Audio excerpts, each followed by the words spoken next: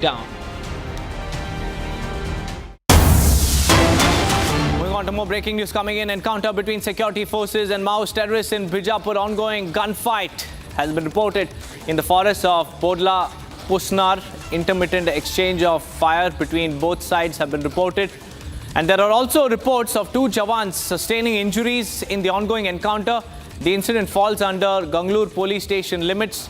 The forces are now combing through these dense forest regions, and an encounter is currently underway in Bijapur, and this is the crackdown on red terrorists that's currently underway. The Union Home Minister Amit Shah said that India will put an end to red terror very, very soon, and working in that direction, our forces are eliminating every Maoist terrorist face in Bijapur, and this is an ongoing operation.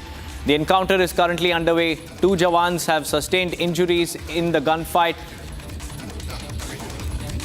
We have Bharat joining us live. Bharat, we understand that the encounter is currently underway in Bijapur. Two Jawans have also sustained injuries. Help us understand what's happening.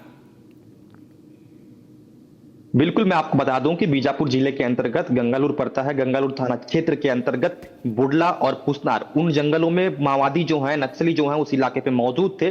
Police के जो जवान है, DRG की जो टुकड़ी है, जो नक्सलियों से लोहा लेने के लिए तैनात रहते हैं, वो एंटी नक्सल ऑपरेशन के लिए उस इलाके पे निकले थे। पुसनार के इलाके की अगर बात की जाए, उस पूरे इलाके पे एक समय नक्सलियों की हमेशा आमद हुआ करती थी। कई बार उस पूरे इलाके पे मुठभेड़ भी हुई है, तो जिसके तर्ज पे एक तरीके से पुलिस को भी सूचना मिलती है कि उस इलाके पे जो नक्सली है बड़ी संख्या में मौजूद है, जिसकी सूचना में पुलिस उस इलाके पे निकलती है और लगातार जो फायरिंग है पुलिस और माओवादियों के बीच में देखने को मिलती है। रुक रुक के फायरिंग चल रही थी। जिस तरीके से जो खबर है वो बाहर निकल के आ रही थी, पुलिस और नक्सलियों के बीच में लगातार जो फायरिंग है वो चल रही थी, लेकिन रुक रुक के फायरिंग चलना शुरू हो चुकी थी। इसी बीच में दो जो हमारे जवान हैं वो जख्मी हो गए हैं, जिनको इवैक्यूएट करके जो बेहतर उपचार के लिए छत्तीसगढ़ की राजधानी रायपुर रिफर कर दिया गया है। हालांकि उनका उपचार उस पूरे इलाके पे चल रहा है, राजधानी में उपचार चल रहा है। वहीं उस पूरे इलाके से संभावित ये बताई जा रही है कि बड़ी कैजुअलिटी नक्सलियों को हो सकती है, क्योंकि बड़ी संख्या में नक्सलियों की मौजूदगी थी। जिस तरीके से पुलिस के अधिकारियों ने जानकारी दिया है, जिसके तर्ज पे अगर बात की जा रही है,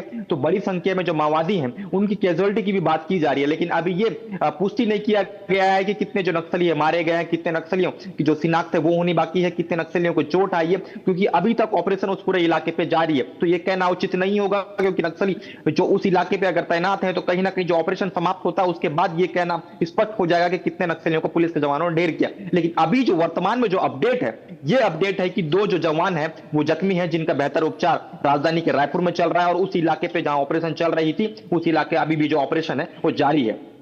वहीं बात की जाए 31 मार्च 2026 का जो डेडलाइन अमित शाह ने जो तय किया है देश के गृह मंत्री ने, जिसके तर्ज पे ही लगातार जो ऑपरेशन है वो चल रहे हैं। बारिश का समय हो, बारिश में भी जो जवान है वो थमने का नाम नहीं ले रहे हैं। यहां भी एक वजह देखा जा रहा है, जिसकी वजह से लगातार जो मुठभेड़ है उन इलाकों पे चल रही है, जिन इलाकों पे बरसात के समय पहुंचना मुश्किल होता था, जद्दोजहद होती थी, उस इलाके पे भी जवान अब पहुंच रहे हैं। लगातार जो ऑपरेशन है वो चल रही है। इस पूरे विषयों पर बीजापुर एसपी जो डॉक्टर जितेंद्र यादव है, उनका जिस तरीके से मीडिया को के जो खबर बाहर निकल के आई थी कि जिस तरीके से ऑपरेशन चल रहा है, ऑपरेशन समाप्त होने के बाद विस्तृत जानकारी जो है आपको दी जाएगी। तो कहीं ना कहीं जो ऑपरेशन है एक बड़ा ऑपरेशन देखा जा रहा है। जी, बहुत बहुत धन्यवाद भरत जी हमारे साथ जुड़ने के लिए। With that viewers, let's slip into a quick look at the top stories from across the nation in Bharat in 2 minutes.